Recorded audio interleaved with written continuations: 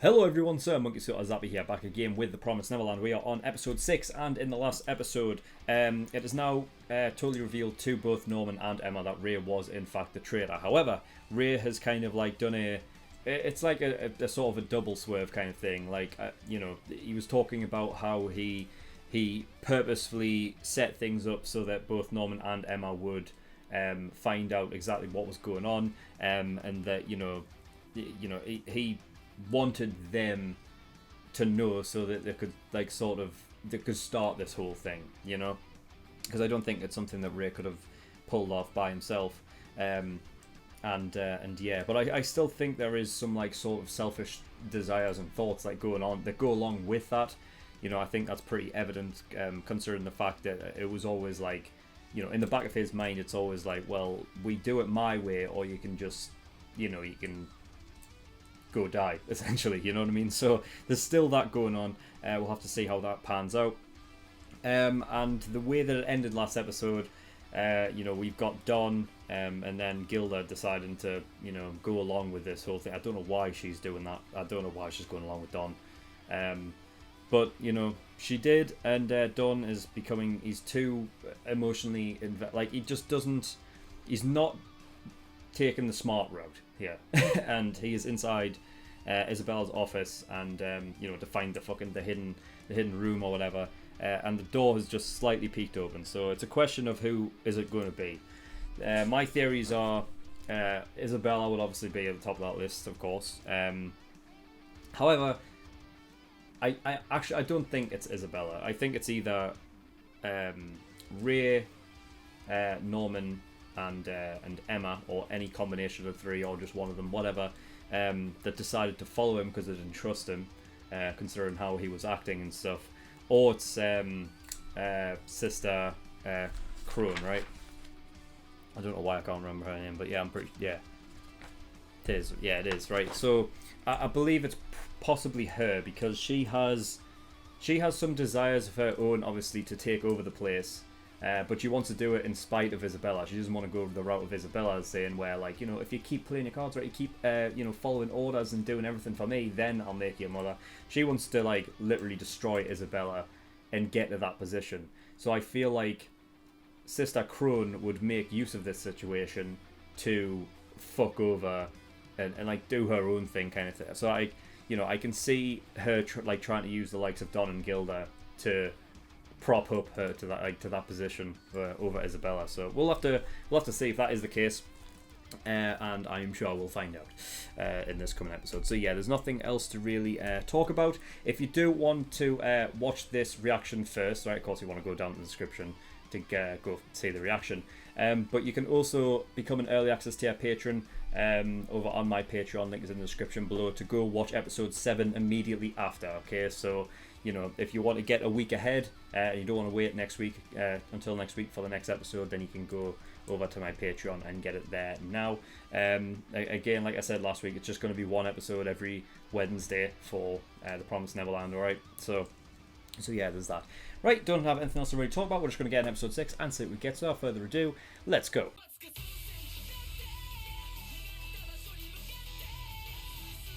Okay, episode 6. Okay, right. Fuck's sake. Like, Dawn, man. I can't. Like, it's just so... Fuck. It's frustrating to watch. Like, the only semblance that I can take in something is that, like, he's a kid. So, okay, fine, fair enough.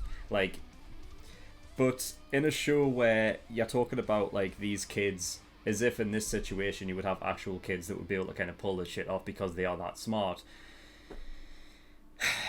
then I've just got to treat them like as such in a way, you know what I mean? Because Phil apparently is a smart kid because he was able to lure like Emma to like have a look at those books and then figure out like the Morse code thing from there.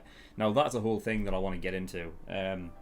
But I'll get the whole Don thing out of the way first, right? Because I feel like a lot of people probably have the same sort of frustration as me watching it. Like I said, yes, like he's a kid, right? But that does not mean just because he's a kid doesn't mean he gets away with everything, right? The thing that makes me mad, right, is the thing that made me mad the most, all right, here's the thing, right? He managed to, he was smart enough to get the key off Isabella, even though I was thinking, like, I don't, like, if Isabella was to figure that out, like, if she, like, you know, couldn't find a key anywhere, I think she would be able to put her steps back to what had happened there. There's also maybe the possibility that Ray has been given information to her beforehand about stuff that may be about to occur with Don and Gilda, because he is, you know, being a realist, he doesn't trust them, and it's not like a surprise why. You know, when you have Don, you know, right, punching these two kids who could have left him completely out of the loop, right, and he would have been screwed. So he punches them, and he's saying stuff like, you know, like why don't you trust us and why don't you believe in us, when everything that they literally just did proved them why they didn't in the first place. You know what I mean? Like, the problem is that I don't see how it would have been any different had they been truthful from the start. You know, because Don still would have been like he didn't believe that they were a farm and they were getting shipped out anyway. Like, he didn't even believe that much. So he's clearly not going to believe the whole thing of them of the likes of Connie being dead, is he? If anything, he's going to be less about it. So he just would have done the exact same thing.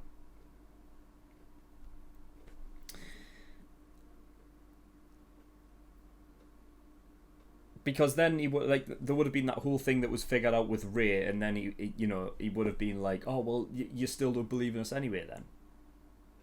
And then he goes out and has the nerve to cry about it and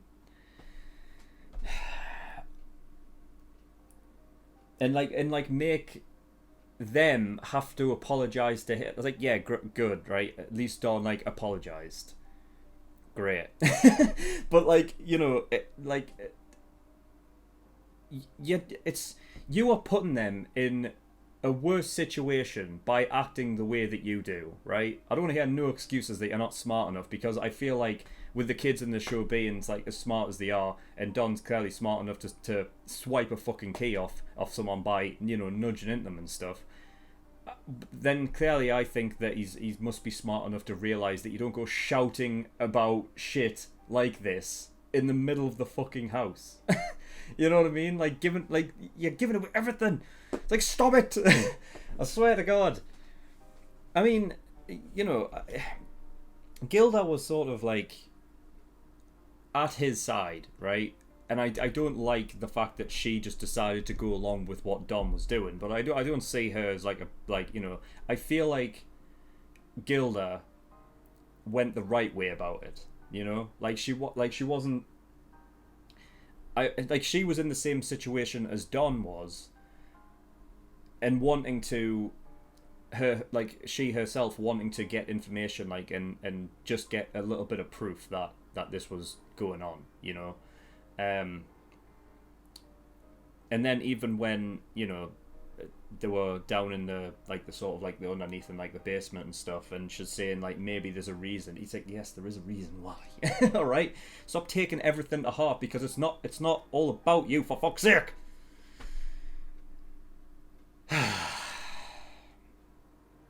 There we go. I got my frustrations out. Okay, Don, for fuck's sake. But it seems like they're all back on board, which is where they should be anyway, because if you have infighting within the whole thing, then the plan can end up going to rat shit, right? So I don't want to see Don fucking up anymore, right? Just follow the fucking plan, right? And don't go off base because you're fucking being a selfish prick, alright? Okay. Anyway. So the fucking kid, of course it was a kid that gave it, of course it was Phil. Fucking Phil. How is it Phil? How is Phil the kid that's giving the books to Emma?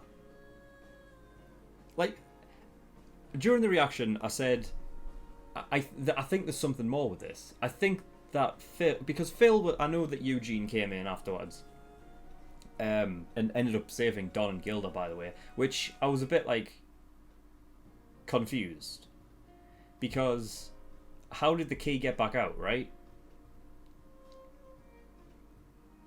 Because I almost felt like I missed something.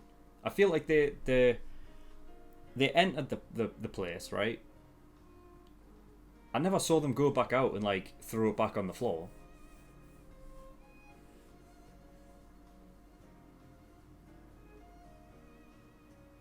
So I don't know when they got rid of it. And I thought that maybe because, you know, Emma, Norman, and Ray had figured out exactly what the fuck was going on, that they quickly come up with a plan to, you know, to... If somehow they had gotten the key that you know, unless there's a spare one, I don't know, I feel like there wouldn't be, though, not for, like, a secret room like that. But who knows?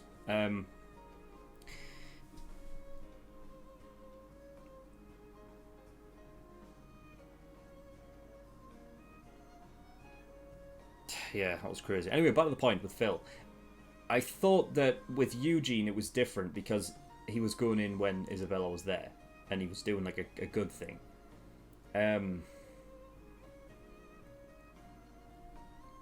But Phil's just like, he's just going in there. Like, I know it's just like a game of hide and seek and whatever the fuck, but like, and there was also that like thing a couple episodes ago where they were still trying to figure out who the traitor was, and Ray was like, you know, Phil's pretty smart. Maybe it's him. And it makes me think that like, is this Morse code stuff? Is this all just a red sort of like?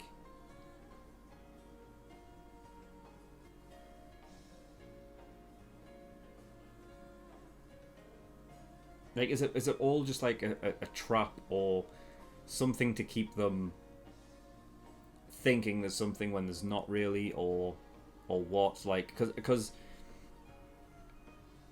I mean, here's the thing, right? I can sit and watch this show and believe that somebody like Emma, well, Emma is the one that obviously, you know, she's the one that brought the books to the thing. So like, I would understand if it was like Norman or Ray or even Gilda, right? That showed her like these books, and that's like at their age.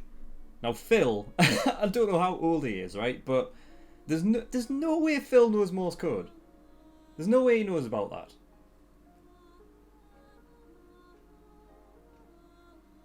Unless I'm thinking way too far into it, and those are just like stories that Phil likes to read, and therefore he gives them to Emma, and then Emma figured it out. That could be the case as well, I suppose. Possibly. I feel like that's a possibility. That could be a possibility. So yeah, maybe I am looking a bit too much into it. But damn, are they putting Phil on this almost, because he is he comes across as the most like innocent, cutesy one, you know, like the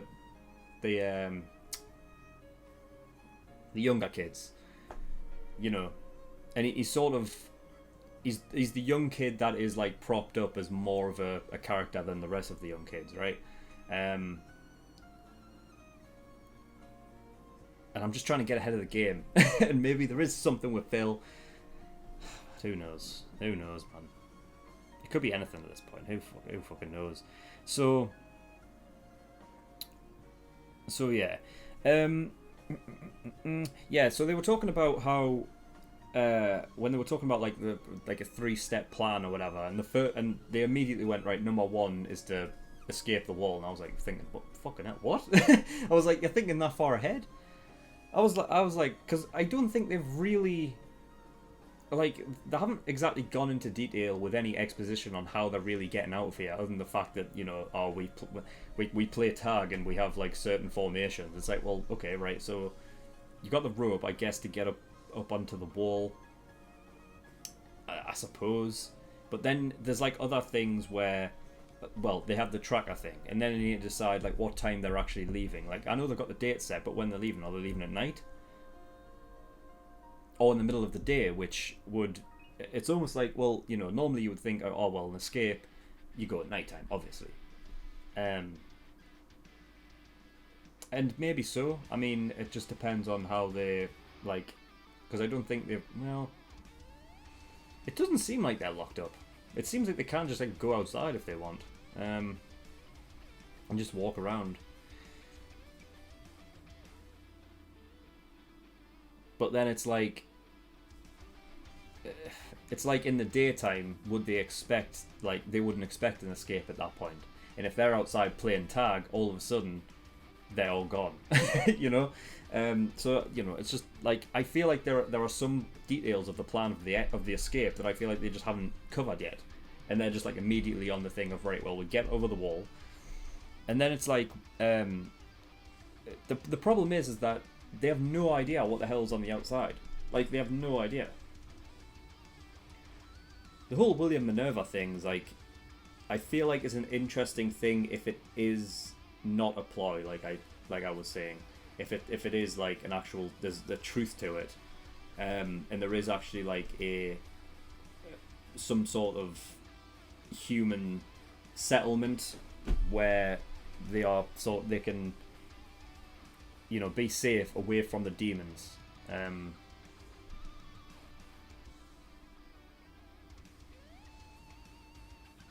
I'm really interested to see the outside world. I've said this before in another TPN post discussion, but like I get the similarities with AOT, Attack on Titan, because you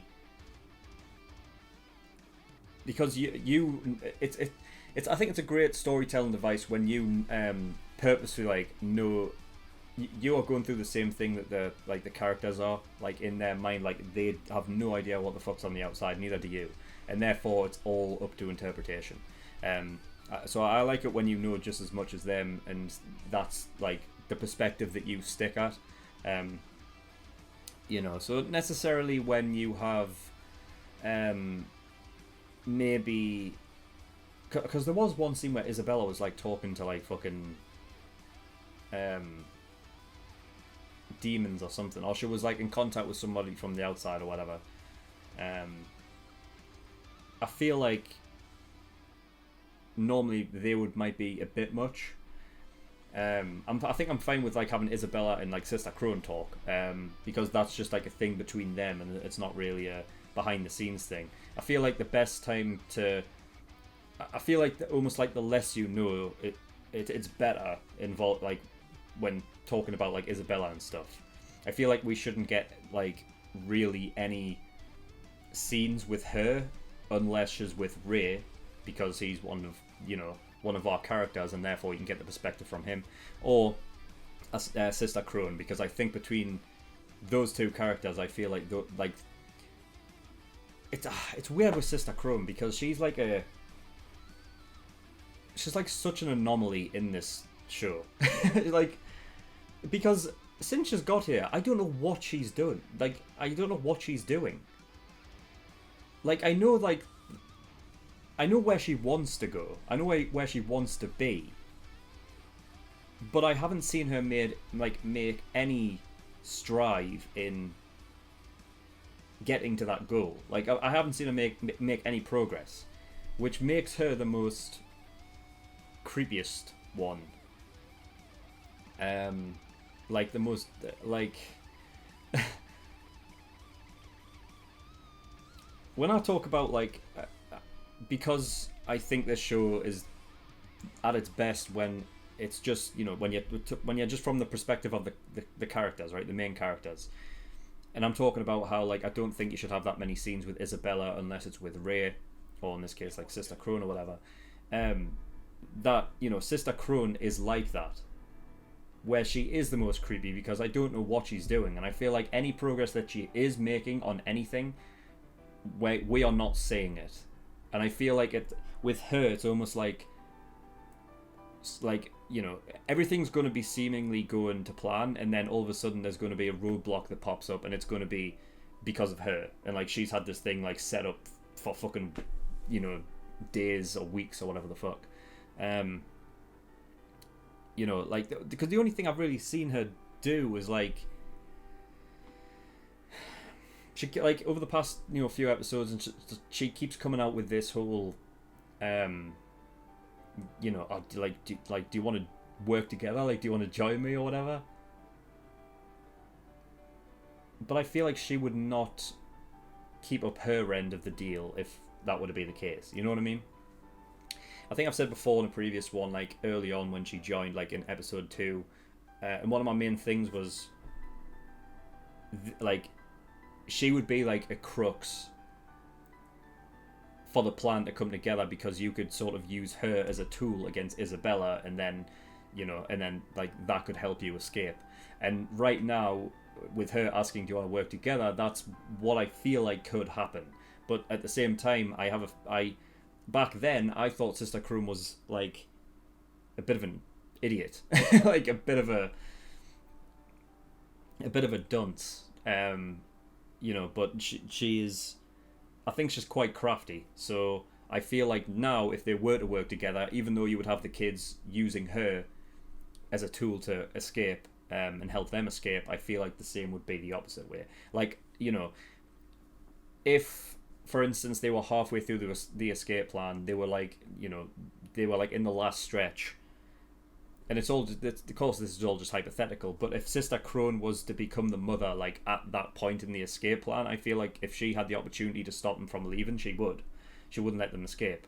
But again, also because if they're trying to get literally every kid out, then who's she going to be a mother to? There's going to be nobody there. So, like, it's... she's an interesting one, Sister Krone is.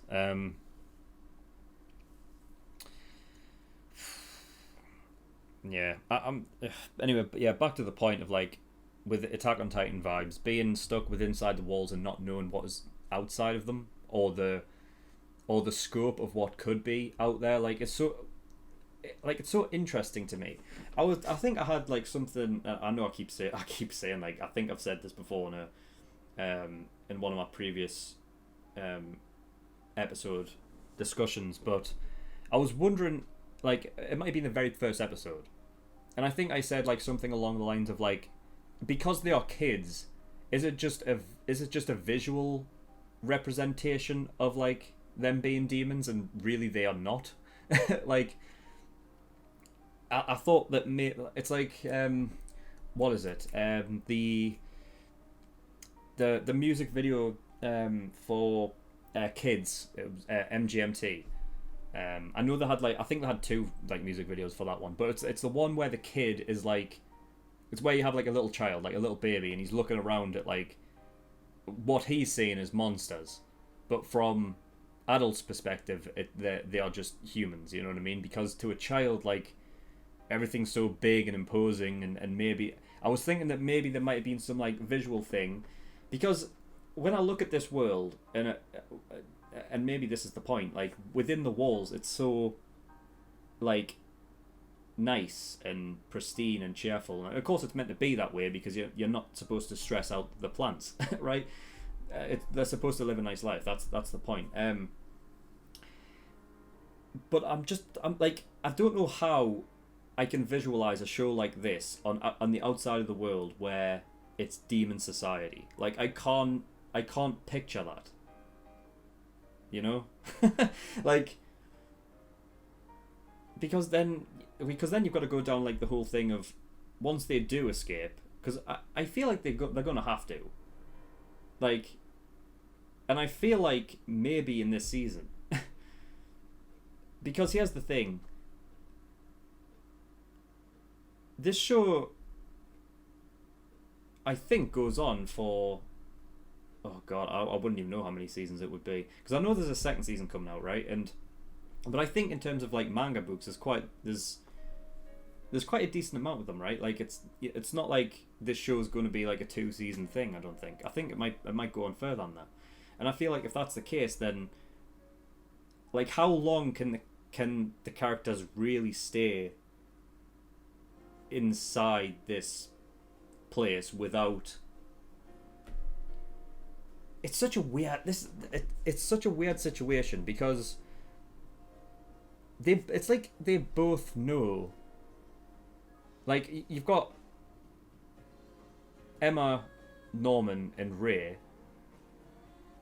Well, of course Ray would, you know what I mean? But now Don and Gilda, that know that Isabella also knows about them.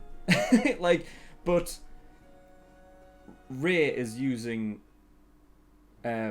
Isabella and giving her like honest things, like, but trying to play it off in a way like maybe like they're not using things the way that he would intend. So for example, like Norman getting the herbicide and detergent, and then you've got Ray going in there basically saying that he wants herbicide and detergent, but maybe like the plan is not to really kill Isabella, but to use it obviously in some other way. So it's basically like there's like false truths with like, you know, little lies to basically put her on the path of like going down like the wrong path, you know, so that if it does come to a pass where it's like, you know, Isabella like finds out that no, like Norman's holding some herbicide, then it's more of a thing to keep her trust in Ray, and to keep that trust there even though Ray's fucking her over. It's just crazy how they both know about each other now, and yet like nothing can happen. It's such a weird dynamic.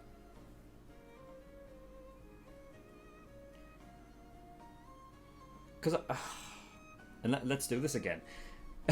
Like last episode or the episode before, I was discussing about the idea that like I don't think there would be a case in which like like Isabella was to murder like a kid on sight for trying to escape, because the whole point is to not stress them out and to keep them, you know, at a certain point so that they can go and, you know, be fucking harvested and whatever word or terminology you want to use. So it's a weird thing of they both know about each other, yet it's like we're just waiting for the escape to inevitably, and then from there I don't know what happens. I have not a clue. So I tell you what, this show's written really well, because I like, in terms of like foreshadowing for like a certain event because of things that are being obtained, so like the herbicide and the detergent, it's not to kill Isabella. I'm positive of that. I don't think that's the case. But when I try to think like, well, okay then, well, what would he be possibly using that for? Then I really don't know. Like,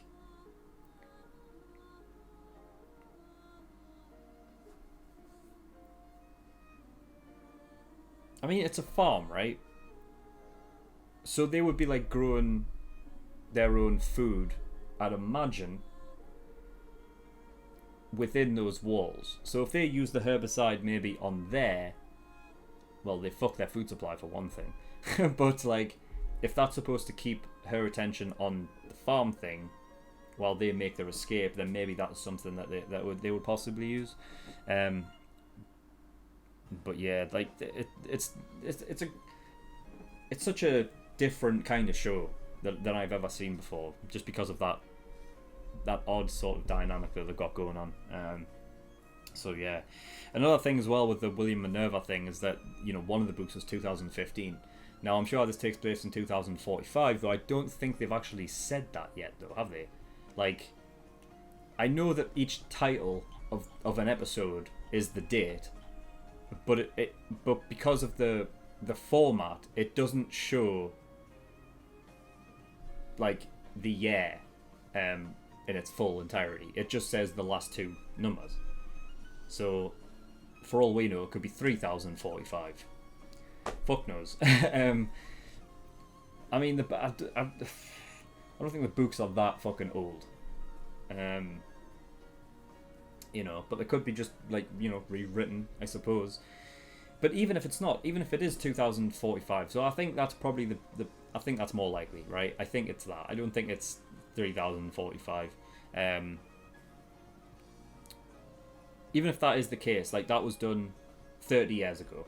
So, I mean, within that time frame, if we're talking about this guy and that maybe he has some kind of human settlement and is sort of, I don't know, you know, trying to fight against all of this stuff going on, like, that was 30 years ago. We have no idea if that is even still a thing right now. I would have liked to have seen, like, the latest issue that has, like, a date that's like, I don't know, like 2044 or something, you know. But yeah, I mean, that's things that I like. That whole thing with the books is, I don't see how that really helps. Like, it gives them maybe some hope that there's somebody out there who can help, but other than that, I mean, I don't know. This could be something that it disappears and then doesn't even come back for until season 2 when they're outside the walls. Like, maybe they have to ask somebody about this and where he is. But then again, that's what I'm saying. Like, outside these walls, I have no idea. I don't even know how to visualize what it would look like. Because the only thing I can really think it could possibly be is some sort of fucking demon society, because clearly demons are there. The only other thing would be that this is an underground thing, and like, this is being kept from human civilization. But there's this one guy that writes about it and knows about it.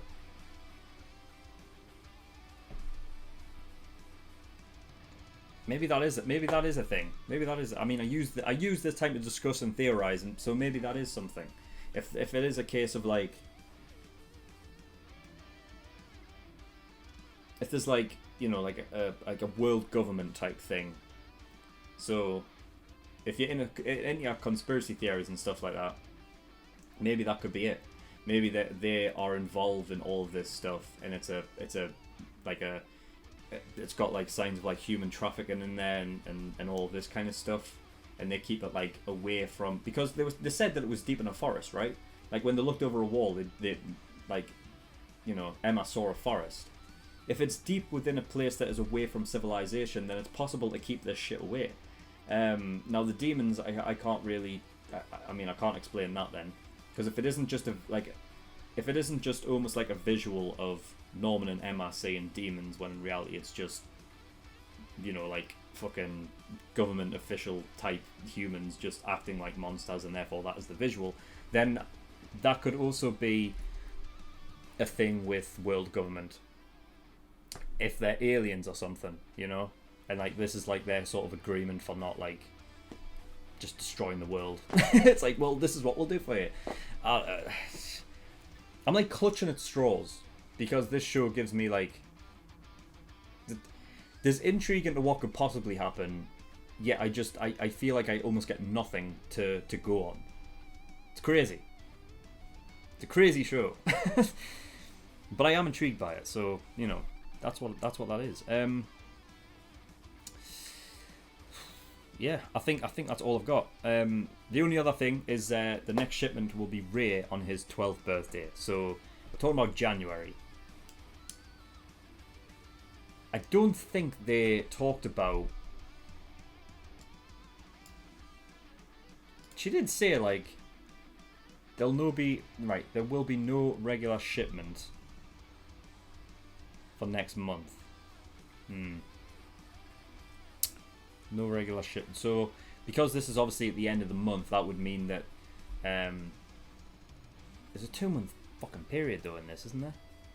If they were in October, what was number 1? See, episode 1 was 10, but of course there wouldn't be a regular shipment next month. That's what they're talking about, right? Because isn't the regular shipment every 2 months? If the last shipment that happened was within October, then surely a regular shipment would mean that the next shipment would be in January anyway. So the fact that she says there will be no regular shipment for next month,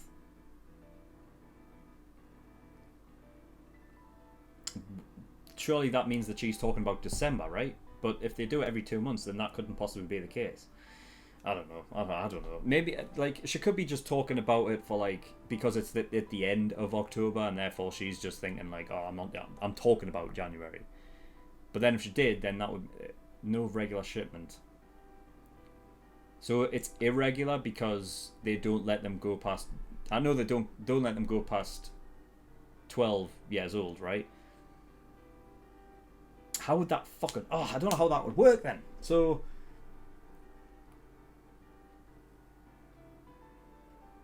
You see, it's almost like in this regard, I'm not sure if I trust Isabella. There may be a case where Isabella's like playing Ray a bit.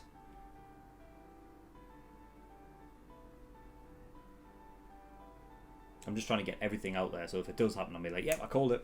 It's fucking nuts. Yeah, I mean, I don't know how that would play out.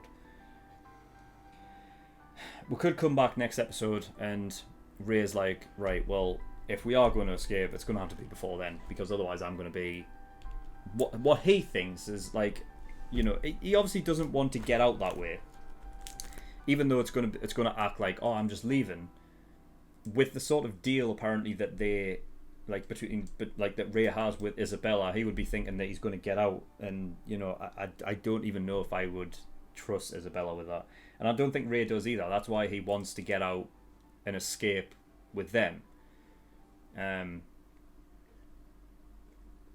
because I feel like once he's in the clutches of those fucking weird demon things, he's fucked. So, and he knows that as well. That's why I say that, like, even though he does it, you know, he done all this to keep the likes of Norman and Emma safe. I still feel like there's obviously there's some selfishness there, that obviously he wants to get out and be alive, which I'm not blaming him for. You know what I mean? I don't think I don't think that that's a bad thing. You know, it's not like the Don situation where you just you can almost fuck it up for everybody. Like, you know, Ray is the one that knew about everything and decided to give them that opportunity to live as well, even though he would need them to help him escape as well. So it's kind of like they need each other, which they do anyway, because, you know, they call themselves family. So, you know, it all comes together. Anyway, yeah, right. So that's all I've got for this episode. Again, if you want to go watch episode 7 right now, you can do by going to my Patreon and becoming an early access tier patron. So yeah, go enjoy that. You can also get a full length as well if you want to see the episode reaction in full. Then, you know, you can become a full length tier patron and watch that as well. And there's also other tiers there where you can pay to have a certain show reacted to. So if you want a certain show reacted to, you can get that there. And yeah, and I also have a Discord as well. So if you want to join that, the links are in the description below. But that's all I got. So thank you for watching. I'll see you all next time. Bye bye.